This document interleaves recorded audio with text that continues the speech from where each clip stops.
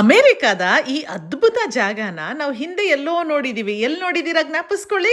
80s 90s ಅಲ್ಲಿ Born ಆಗಿರೋರ್ಗೆ ಚೆನ್ನಾಗಿ ಗೊತ್ತಿರುತ್ತೆ. ಯಾಕಂದ್ರೆ ನಮ್ಮ ಕಂಪ್ಯೂಟರ್ ಸ್ಕ್ರೀನ್ ಸೇವರ್ ಅಲ್ಲೇ ಇದೇ ಫೋಟೋ ರಾರಾಜಿಸ್ತಾ ಇತ್ತು. ಅವಾಗ ಇದೇನೋ ಒಂದು ಫೋಟೋ ಸಖತ್ತಾಗಿದೆ ಅಂತ ಅನ್ಕೊಂಡಿದ್ವೋ ಹೊರತು ಇದು ಒಂದು ಜಾಗ. ಇದ್ರ ಹೆಸರು ಆಂಟಿಲೋಪ್ ಅಂತ. ಇದಿರೋದು ಅಮೆರಿಕದ ಅರಿಜೋನಾದಲ್ಲಿ. ಇಲ್ಲಿಗೆ ನಾನು ಒಂದ್ ದಿವಸ ಬಂದು ಇದನ್ನ ನೋಡ್ತೀನಿ ಲೈವ್ ಆಗಿ ಅಂತ ಅನ್ಕೊಂಡೇ ಇರ್ಲಿಲ್ಲ.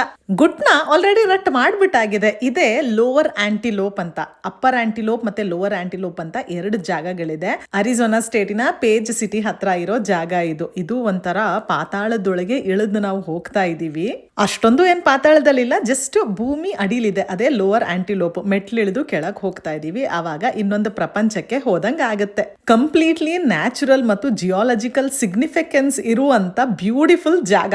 ನವಾಬ್ ಜನಾಂಗದವರು ಇದನ್ನ ಒಂದು ಸೀಕ್ರೆಟ್ ಜಾಗ ತರ ಟ್ರೀಟ್ ಮಾಡ್ತಾ ಇದ್ರು.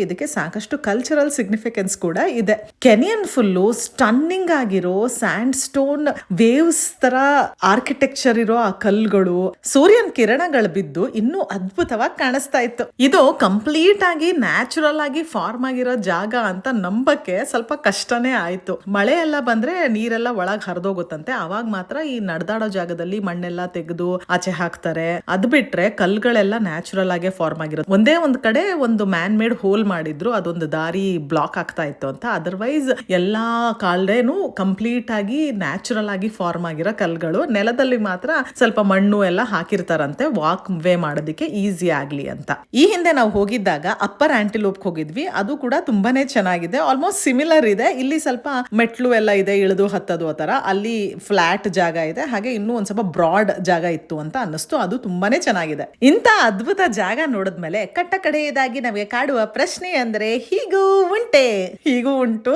ಅಂಡ್ ರಿಯಲಿ ನೋಡ್ಲೇಬೇಕಾದಂತ ಜಾಗ.